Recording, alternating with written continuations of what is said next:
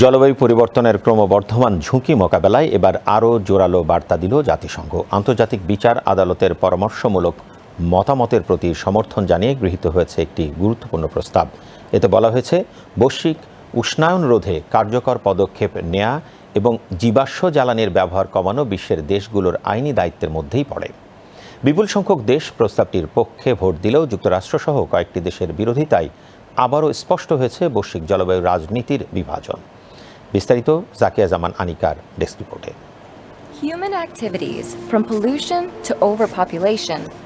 জলবায়ু পরিবর্তনের প্রভাব মোকাবেলায় উন্নত ও উচ্চ কার্বন নিঃসরণকারী দেশগুলোর দায়বদ্ধতা নিয়ে দীর্ঘদিন ধরে আন্তর্জাতিক অঙ্গনে আলোচনা চলছে।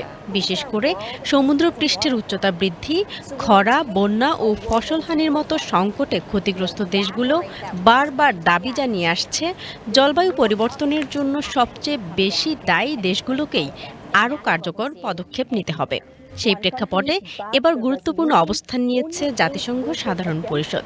আন্তর্জাতিক বিচার আদালতের পরামর্শমূলক মতামতের প্রতি সমর্থন জানিয়ে জাতিসংঘ সাধারণ পরিষদে গৃহীত হয়েছে একটি গুরুত্বপূর্ণ প্রস্তাব।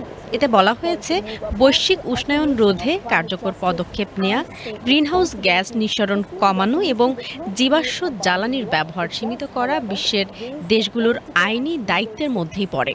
প্রশান্ত মহাসাগরীয় দ্বীপরাষ্ট্র ভানুয়াতুর উত্থাপিত প্রস্তাবটি 141 ভোটে পাশ হয়। বিপক্ষে ভোট দেয় যুক্তরাষ্ট্র, Saudi Arab, Russia, Israel, Iran, Yemen, Liberia ও বেলারুশ।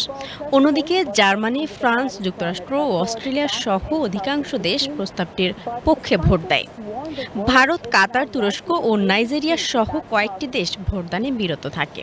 সেখানে আদালত উল্লেখ করে, জলবায়ু পরিবর্তন মোকাবেলায় কার্যকর ব্যবস্থা গ্রহণ শুধু রাজনৈতিক প্রতিশ্রুতির বিষয় নয়, বরং আন্তর্জাতিক আইনের আওতায় রাষ্ট্রগুলোর দায়িত্বের অংশ।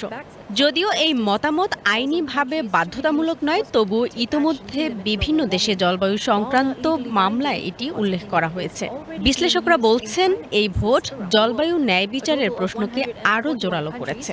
কারণ যেসব দেশ সবচেয়ে বেশি জলবায়ু বিপর্যয়ের শিকার, তাদের অনেকেরই বৈশ্বিক কার্বন নিঃসরণের অবদান খুবই কম। অথচ শিল্পোন্নত দেশগুলোর দীর্ঘদিনের উচ্চ কার্বন নিঃসরণকে বর্তমান সংকটের বড় কারণ হিসেবে দেখা হচ্ছে। জাকিয়া জামান আনিকা, বিটিভি নিউজ।